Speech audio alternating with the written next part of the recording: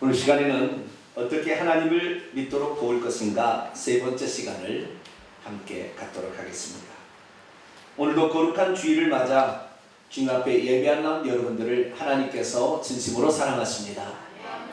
하나님께서 예배 중에 복을 주셔서 말씀으로 우리를 치유하시니 말씀 안에 거하여 기도로 나아가면 우리의 모든 삶이 하나님이 함께 하시는 기적의 순간이 될 줄로 믿습니다.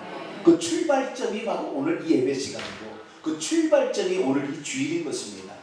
새로운 부활의 날 이 주일에 하나님 앞에 나왔으니 우리 모든 성도가 그 기쁨과 감격이 한 주 동안 계속 지속되면서 일평생 지속되기를 간절히 축복합니다. 어떤 두 장교가 기차를 타고 여행을 하고 있었습니다. 한 사람은 잉카솔 대령이었고 또 한 사람은 류 월리스라는 장군이었습니다.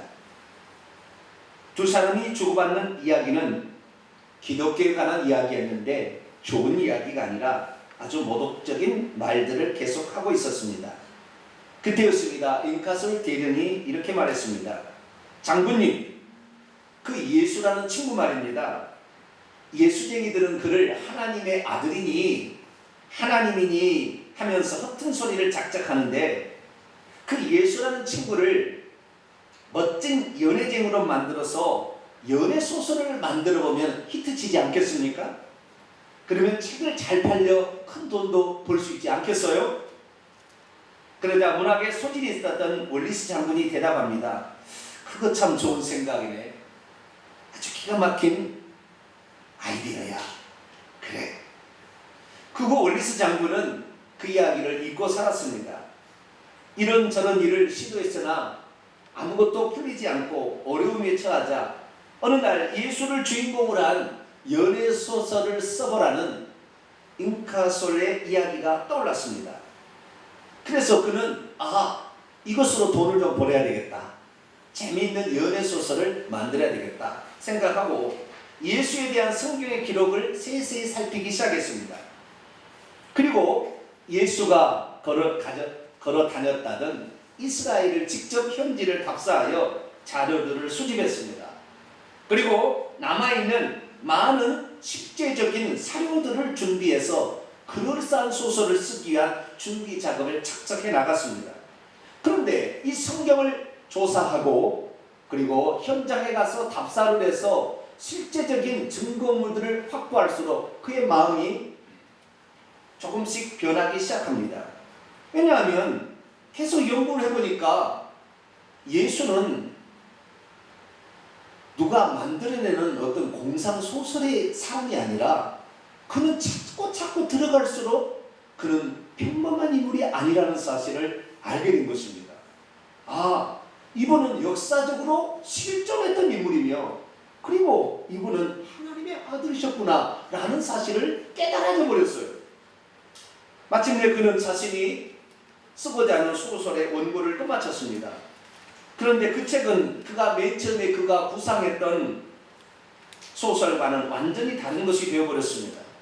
그는 그 책을 집필하면서 자신도 모르는 사이에 예수 그리스도를 마음의 중심에 모시는 사람이 되어버렸고 책 집필을 마친 다음에는 겸손히 무릎을 꿇고 기도를 드립니다. 예수님, 진정 당신은 하나님의 아들이십니다. 그래서 역사 소설의 제목이 무엇인지 아십니까? 그것이 바로 우리가 영화로도 잘 알려진 벤허라는 그 소설이 바로 이 류 월리스가 쓴 원작을 통해 만든 영화입니다. 그렇습니다. 사람이 예수님이 누군지 잘 모른다면 적어도 그분을 알기 위한 최소한의 노력은 해야 되지 않겠습니까? 예수님이 누군지 한 번은 조사해 봐야 되지 않겠습니까? 우리나라 사람들 중에는 기독교는 서양에서 들여온 종교이며 불교는 우리 동양의 종교이니까 우리가 무엇이 아쉬워서 서양에서 들어온 종교를 믿어야 한다는 말인가 라면서 기독교를 비아냥거리는 사람들이 있습니다. 과연 예수님은 서양 종교의 창시자일까요?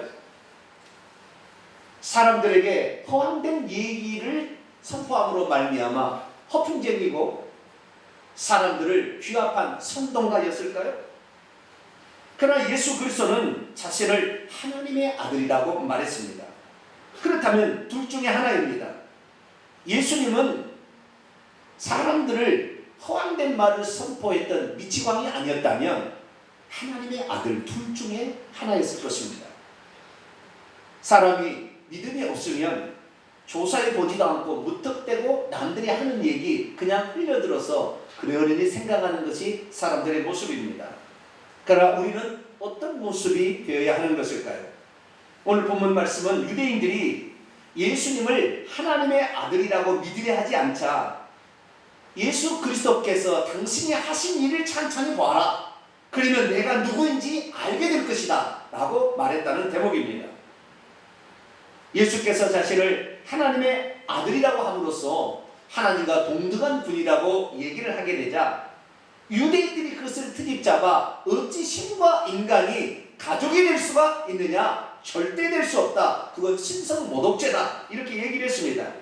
그러자 예수께서는 내가 하나님의 아들인지 아닌지는 내가 말한 것을 통해 믿지 말고 내가 하는 일을 자세히 살펴보아서 내가 하는 일을 정확히 보면 나와 아버지의 관계가 어떤 관계인지 알 수 있을 것이다 라고 그들에게 말했다는 것입니다. 예수님은 진짜 하나님의 아들이었을까요? 말만 떠들어대는 허풍쟁이는 아니었을까요? 사람들을 완전히 사기로 이끈 완전 사기꾼은 아니었을까요? 석가가 동양 종교의 창시자였다면 예수님은 서양 종교의 창시자 그 정도 아닙니까? 예수님이 진짜 하나님의 아들이었다고 한다면 어떤 증거가 남아있어야 하는데 과연 그런 증거가 있기나 하는 것일까요? 우리의 믿음은 무턱대고 믿는 믿음이 아니어야 합니다. 모든 사실들은 어떤 증거를 발판으로 우리에게 믿음이라는 것을 가져다 주기 때문입니다. 그래서 우리들은 무턱대고 누가 얘기한다고 믿을 것이 아니라 진짜 그런 일이 있었는지를 확인할 필요가 있는 것이죠. 그래서 우리가 가진 믿음이 확실하다는 것을 알고 나가게 될 때에 그 사람의 믿음은 더욱더 견고해지게 되고 성경에 기록된 약속들도 믿게 되어지는, 그래서 그것이 실상으로 나에게 체험되지는 사람이 될 수 있는 것입니다. 그러나 오늘날에 수많은 사람들이 예수님이 누군지에 대해서 조사도 해보지 않고 예수님을 서양 종교의 창시자쯤으로 생각하고 있습니다. 예수님은 우리들이 말하는 것처럼 서양인에게나 중요한 그런 인물이었을까요? 당시 예수께서는 자신이 하나님께서 보내신 하나님의 아들이었다. 그가 이 땅에 온 것은 인간의 죄값을 지불하기 위해서 속죄의 양으로 오셨다. 그래서 나를 믿는 자는 내가 대속해서 죽은 그 죽음으로 말미암아 속죄를 받아서 천국에 들어갈 수 있다라고 말했다는 것입니다. 과연 그분의 말은 허풍입니까? 아니면 그분의 말은 진실입니까?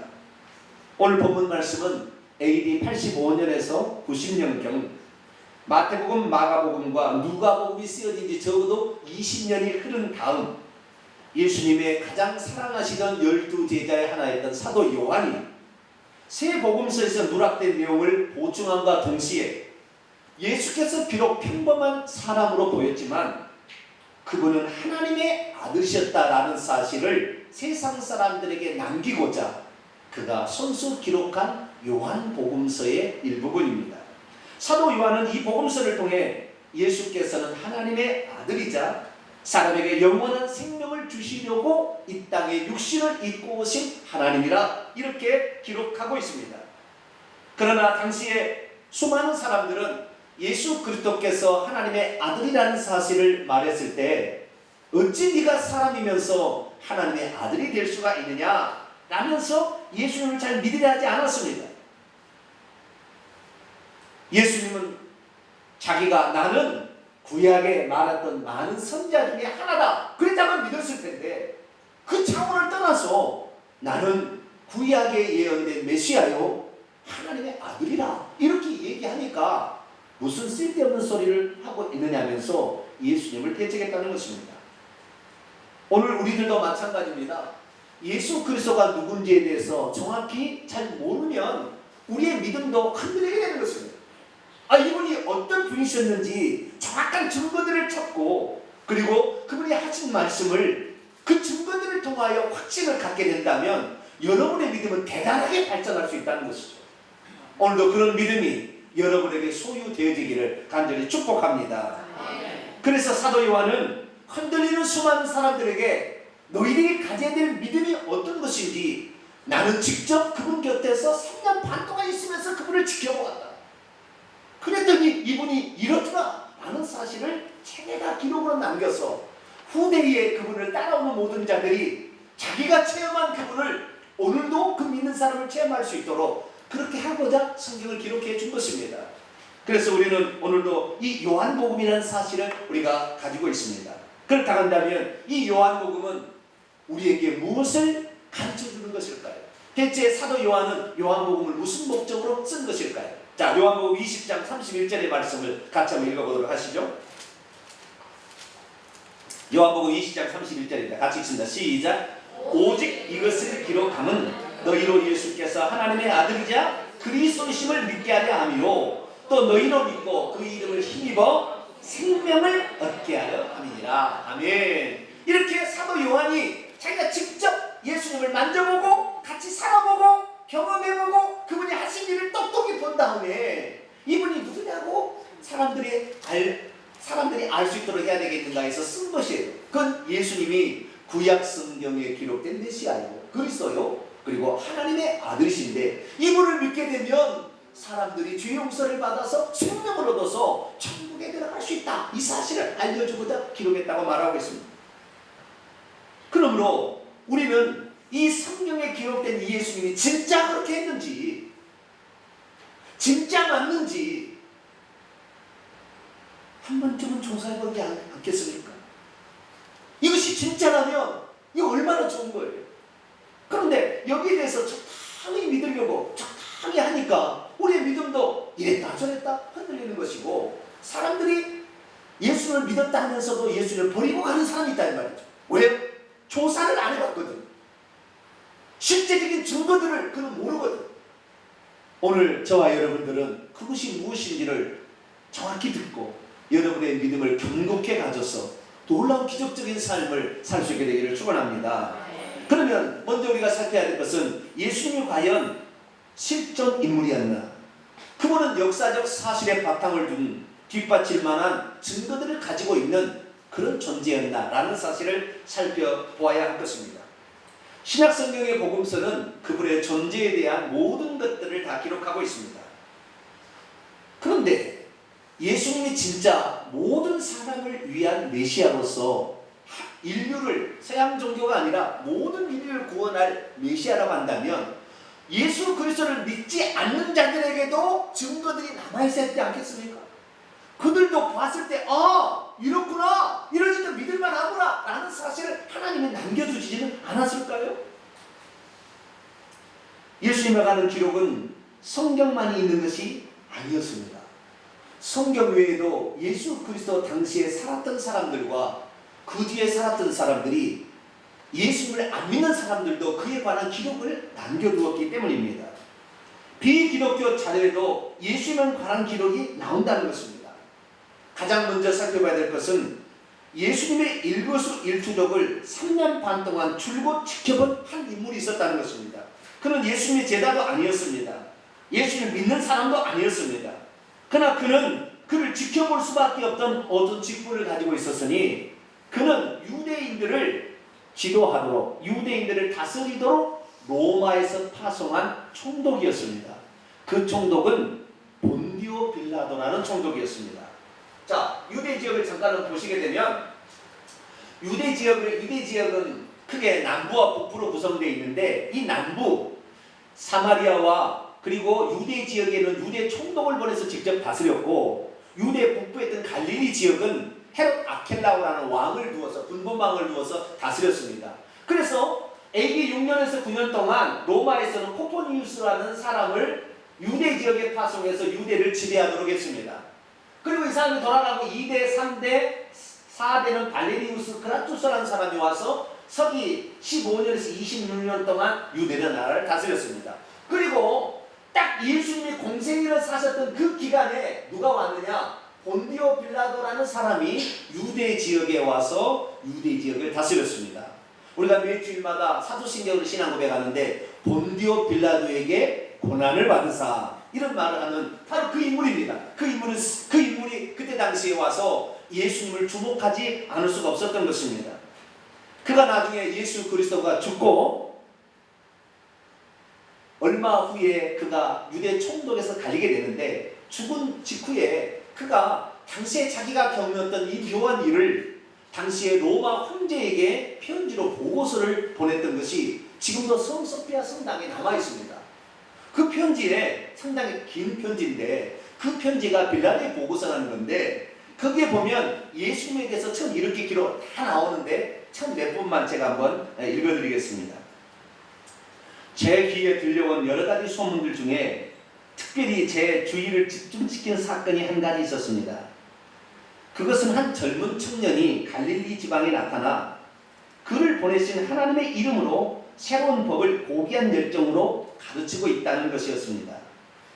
처음에는 그가 목적하는 것과 민중을 선동하여 로마 제국에 대항하는 줄로 알았습니다.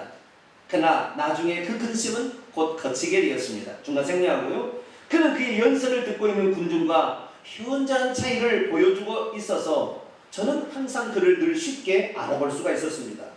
그는 30세 가량으로 보였습니다. 저는 지금까지 그렇게도 마음을 잡아끄는 평온한 얼굴을 본 일이 결코 없습니다.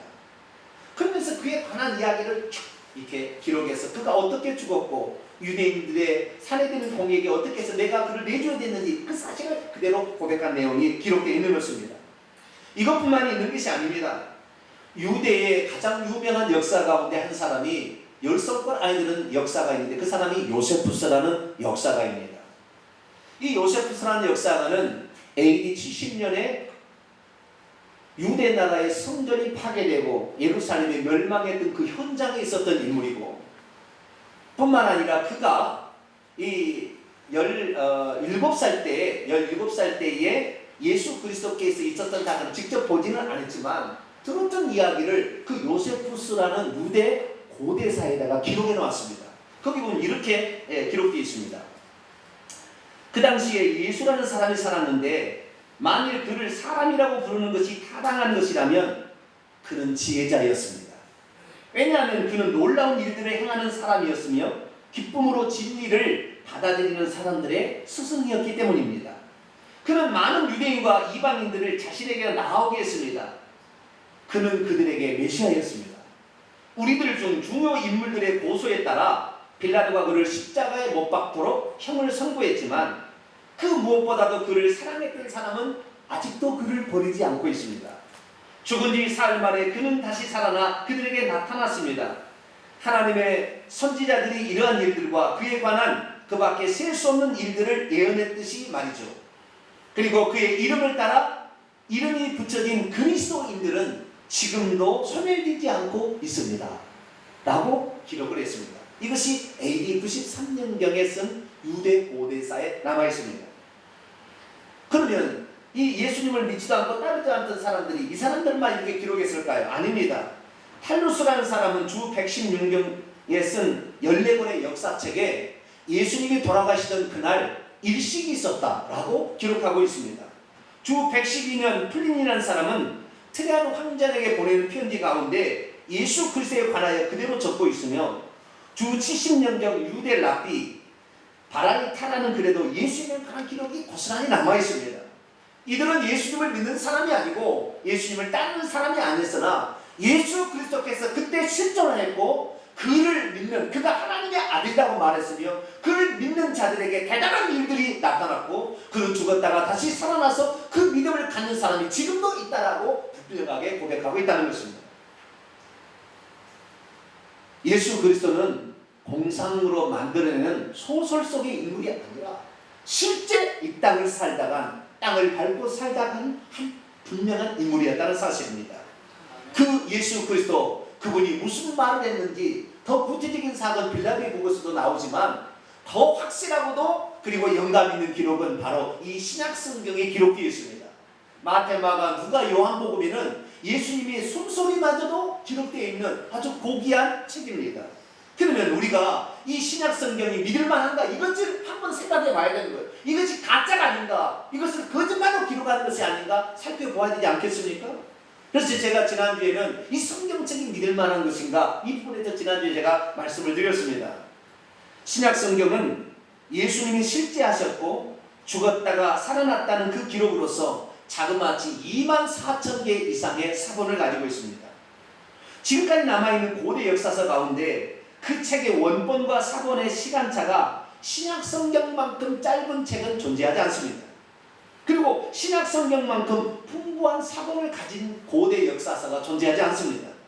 이것은 곧 신약 성경이 가장 믿을 만한 문헌이라는 사실을 우리에게 가르쳐주고 있으며, 또한 이것이 보다 더 정확하게 필사되어 후손들에게 전달되었음을 우리에게 말해주고 있는 것이죠. 그래서 우리가 예수 그리스도를 믿는 것은 공상으로 지어낸 어떤 가상 인물을 믿는 것이 아니고 실제 이 땅에 살다 가신 그분을 믿고 있다는 사실을 확신에 깨달을 수 있기를 축원합니다. 그렇다고 한다면 예수님께서 신약 성경에서 뭐라고 했느냐? 나는 메시아요, 그리스도요, 나는 하나님의 아들이자 하나님의 보내신 하나님 자신이다, 그렇게 얘기를 하셨는데 과연 그것이 믿을 만한 것일까요? 그분이 그렇게 얘기하셨는데 그런 증거들이 남아있는 것일까요? 그래서 우리는 그분이 정말 그가 말한 것과 똑같은 인물인지에 대해서 찾아봐야 되는 것입니다. 특별히 구약 성경에 어떻게 기록되어 있는지 찾아봐야 돼요. 그래서 적어도 세 가지 측면에서 예수 그리스도께서 메시아요, 하나님의 아들이요, 하나님이라는 사실의 증거가 있는가를 찾아봐야 합니다. 첫 번째 증거는 그가 걸어갔던 모든 발자취와 그가 행했던 행위들과 그리고 그가 말했던 것이 구약에 이미 기록된 39번에 기록된 그 예언의 사실들을 이루고 있었나를 한번 비교해 보는 것입니다. 신약 성경 중 사복음서를 자세히 살펴보면 예수께서는 그때 청중들에게 무슨 말씀을 하셨고 어떤 것을 행했는지 구체적으로 소상하게 기록되어 있습니다. 그 예수 그리스도께서 이루는 모든 발자취는 사실 구약 성경에 메시아가 오면 이런 일을 행할 것이라는 300가지 이상의 예언이 있어요. 그 300가지 이상의 예언이 있는데 그 예언을 과연 이 예수님이 이루셨는가를 우리가 또 살펴봐서 확실하다 그러면 그분을 믿게 되면 여러분도 하나님의 아들이 여러분 가운데 역사함으로 놀라운 기적적인 그때 당시를 여러분도 경험할 수 있는 것이 할렐루야. 그래서 예수님이 과연 구약 성경에 기록된 그 300가지 이상의 예언을 그대로 이루셨는가? 제가 몇 가지 예를 한번 들어보겠습니다. 먼저 그분의 탄생에 관한 예언입니다. 그분은 창세기 3장 15절과 이사야 7장 14절에 의하면 여자의 후손에서 태어날 것이고 처녀의 몸에서 태어난다고 예언되어 있었으니 나중에 처녀 마리아의 몸에서 태어났습니다. 창세기 22장 18절에 의하면 그는 아브라함의 씨, 아브라함의 후손으로 온다고 되어 있고 사무엘하 7장 12절과 이사야 11장 1절 2절 말씀을 보면 그는 다윗의 후손으로 오실 것이고 이새의 줄기에서 한 싹이 날 거라는 예언이 기록되어 있었는데 아니나 다를까 그는 다윗의 후손인 요셉과 마리아의 자식으로 이 땅에 태어나게 됩니다. 뿐만 아니라 미가서 5장 2절에 의하면 예수님이 그 메시아가 태어날 장소가 예언되어 있는데 베들레헴 에브라다는 베들레헴의 구지명인데 베들레헴에서 태어날 것이다. 베들레헴의 뜻은 떡집인데 생명의 떡으로 오신 그 예수님이 다윗의 고향인 베들레헴에서 태어날 것이다. 그렇게 예언되어 있었는데 정말 그 예수 그리스도는 원래는 나사렛, 갈릴리 북쪽의 나사렛에 잉태되어서 거기서 태어날 뻔했습니다. 그런데 갑자기 로마 황제가 모든 남자로 하여금 호정령을 하게 함으로 말미암아 요셉이 자기의 고향 베들레헴에 가서 호정을 하게 됐는데 마리아를 그동안 놔두고 다라는 혹시 잘못 이 임신살이 알려 죽을까봐 그 만삭이 된 마리아를 데리고 가서 나귀 태우고 가서 베들레헴에 가서 여관에서 호정하다가 그냥 거기서 태어난 거예요. 그래서 예수 그리스도 그 메시아가 베들레헴에서 태어났다 이렇게 성경은 증거하고 있습니다. 이사야 9장 6절의 예언에 하면 이 메시아로 올 사람은 사람 아기로 태어날 것이죠 딸이 아닌 아들로 올 것이며 그러나 겉으로 보기에는 사람이지만 그는 전능하신 하나님이요 영원히 계시는 아버지라고 예언되어 있는데 예수 그리스도의 삶을 보게 되니까 그는 진짜 아들로 오셨고 사람으로 태어나셨지만 모든 사람들이 나중에 그를 이렇게 고백했습니다. 나의 주 나의 하나님이십니다. 이렇게 고백했습니다. 출애굽기 12장 5절에 가면 그의 죽음에 관하여 이제 예언되어 있는데요. 그는 장차 성인이 되면 세상 죄를 지고 가는 하나님의 어린 양으로 죽으실 것, 유월절 어린 양으로 죽으실 것이라 그렇게 예언되어 있습니다.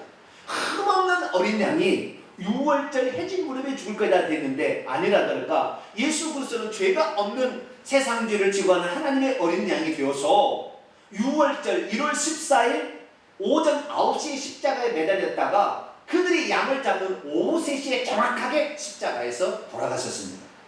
신명기 21장 22절에 23절에 보면 그분이 십자가에 죽으실 때는 자기의 죄로 죽는 것이 아니라 모든 사람의 죄를 계속해서 저주의 십자가에서 그 나무에 달려 죽을 거라고 예언되어 있었으니 예수님이 목을 무슨 쳐서 죽임을 당한 것도 아니고 목 매달아 죽인 것도 아니고 진짜 십자가에 나무에 달려서 인류의 온갖 저주를 받고 십자가에 죽으셨음을 성경은 증거하고 있습니다. 민수기 21장 8절에 보면 이스라엘 민족이 범죄했을 때에 그 범죄했던 사람이 독뱀으로 말미암아 죽어가고 있을 때 녹뱀을 거짓으로 불뱀을 달아 장대에 달게 되면 그것을 쳐다본 적 살리라고 그랬는데 예수 그리스도께서도 죄가 없는 녹뱀, 다시 말해서 독뱀이 아닌 죄의 모양만을 갖춰서 인류의 죄를 뒤집어 쓴 채 그때 장대 위에 매달려 죽은 것으로 나옴으로 말미암아 그 예수 그리스도께서 그를 믿는 모든 자들의 해독자가 된다는 사실을 그대로 증언하셨습니다. 이사야 53장 4절 5절 보면 예수 그리스도께서는 자신의 죄를 죽은 것이 아니라 모든 인류를 대속해서 죽으시는데 그때 또 한 가지 일을 하시게 되는데 그가 채찍에 맞음으로 죽을 거라고 예언되었습니다. 그 채찍에 맞는 것은 인간이 죄를 지음으로 말미암아 육체의 질병으로 고통받는 자들의 그 질병으로부터 낫게 하시려고 예수님의 채찍에 맞을 거라고 그렇게 예언되어 있었는데 실제 예수 그리스도께서는 40에 하나 감한 태장으로 맞았고 120대나 되는 그 엄청난 채찍에 맞으셨음이 성경에 또한 기록되어 있습니다. 그분에 관한 예언은 여기에서 끝나지 않습니다.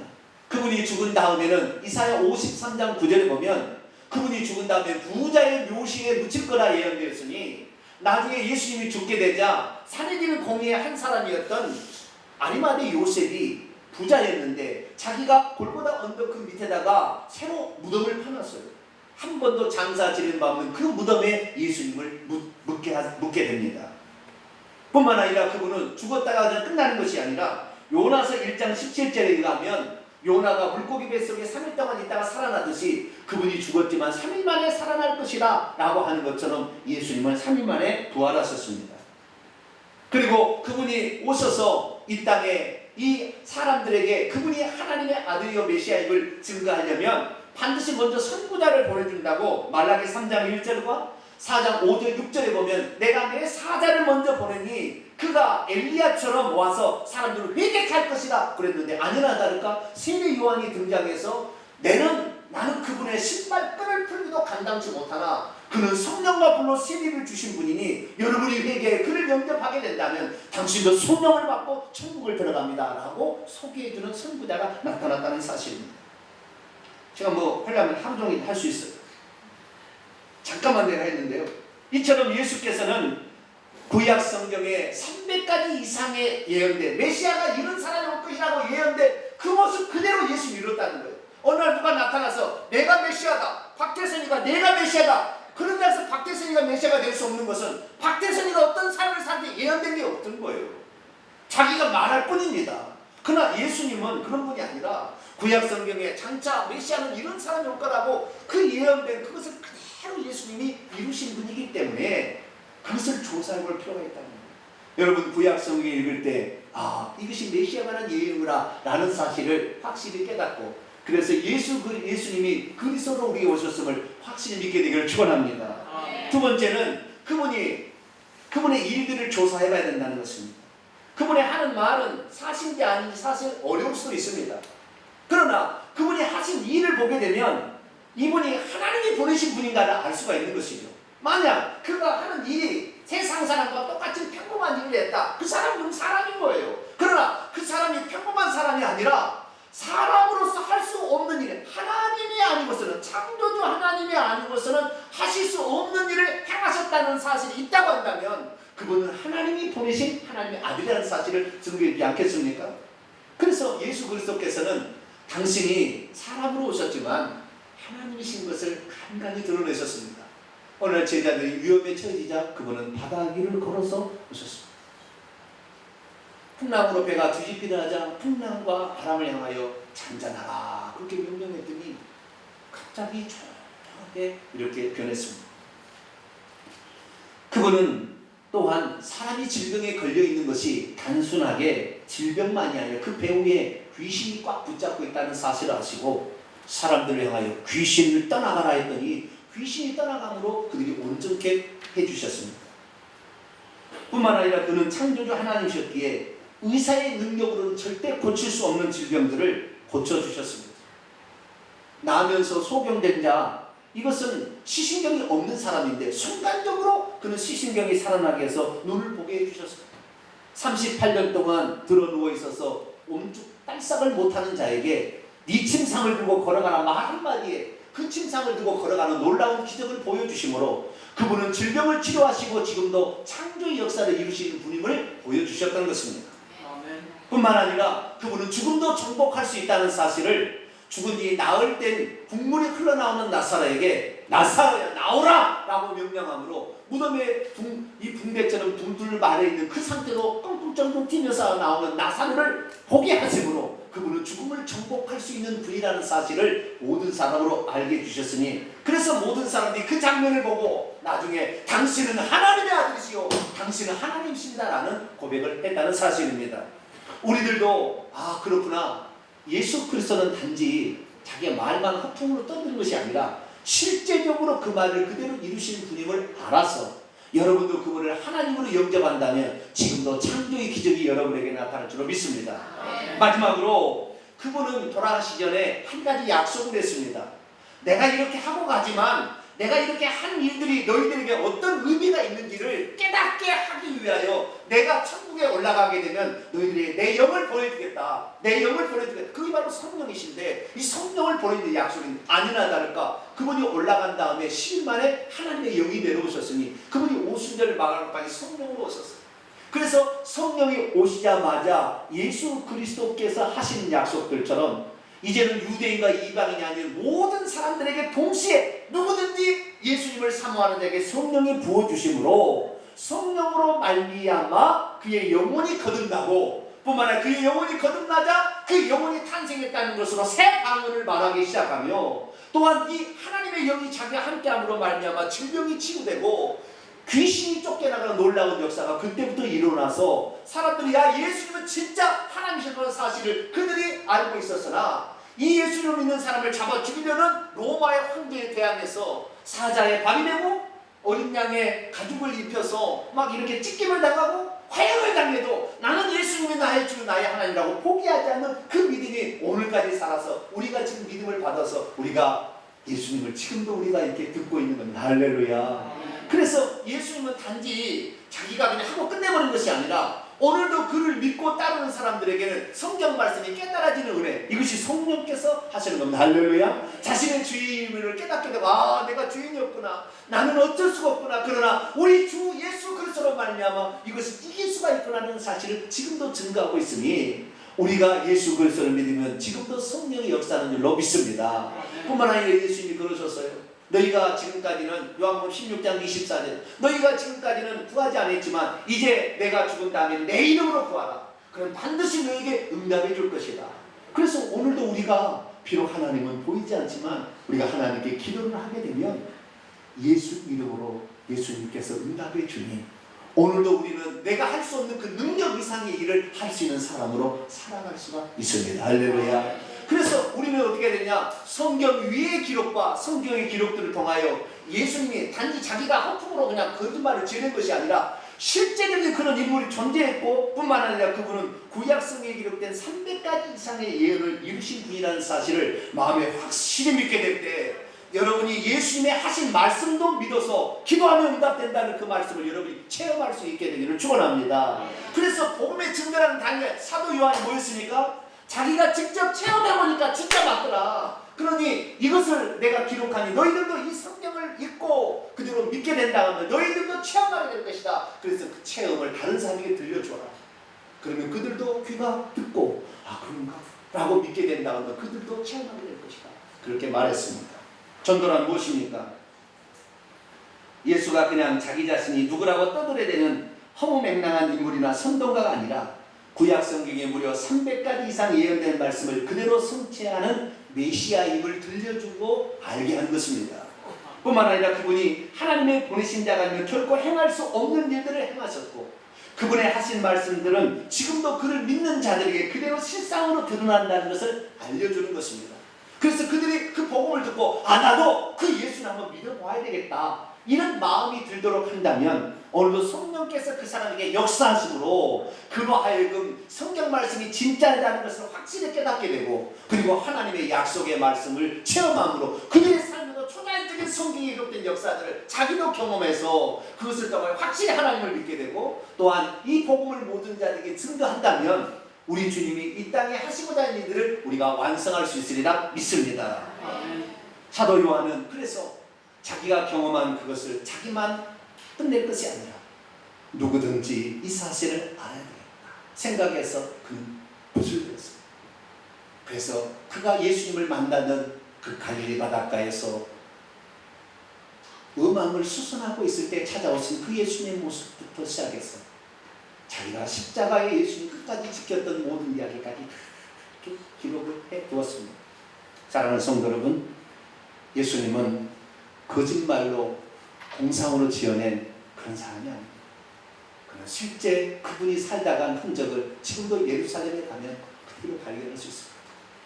그 다음에 성경 외에 수많은 사람들이 그분이 존재했음을 그리고 어떤 일을 했음을 기록하고 있습니다. 보다 더 성경책은 우리에게 가장 믿을 만한 고대 역사서로서 우리들이 그 사실을 오늘도 믿기만 하면 그분이 바로 오늘 우리에게 생명을 주시고 죽은 다음에 이 사회에서 우리를 탈출시킬 수 있는 전능한 하나님인 줄 여러분이 믿어서 꼭 여러분이 죽는 순간 그 예수 그리스도 품에 안김으로 그분이 주시는 천국에서 영생 복락을 누리는 복된 성도가 되기를 축원합니다. 기도하겠습니다. 하나님, 말만 하는 것이 아니라 전도는 실제적 증거가 있어야 되는 것을 들려주는 것입니다. 예수님은 말로만 허풍을 떨다 가는 것이 아니라 그 말이 실제라는 사실을 사람이 하실 수 없는 행동을 통하여 들려줬을 뿐만 아니라 그분의 팔자치 모든 것들이 구약의 300가지 이상의 예언을 그대로 이름으로 말미암아 모든 사람이 그를 지켜본 사람이 당신이야말로 하나님이요 당신이야말로 하나님의 아들이시요 당신이 구약 성경에 기록된 메시아입니다. 그렇게 고백을 했습니다. 우리들도 오늘 모든 역사적 사실들과 성경의 기록들을 통하여 주 예수 그리스도를 나의 주 나의 하나님으로 고백합니다. 이제 확고한 믿음 안에 들어서 성경에서 예수님을 믿고 체험했던 그 놀라운 기적들이 이제 우리의 삶에 나타날 수 있도록 도와주시고 우리 성도들이 이것을 많이 체험함으로 전도할 때 말로만 할 것이 아니라 나를 봐라 나는 이것을 체험했다 너도 그것을 체험해보지 않겠느냐 그것을 증거할 수 있는 그런 사람들이 다 되게 도와 주옵소서. 우리 주 예수 그리스도의 이름으로 기도하옵나이다. 아멘.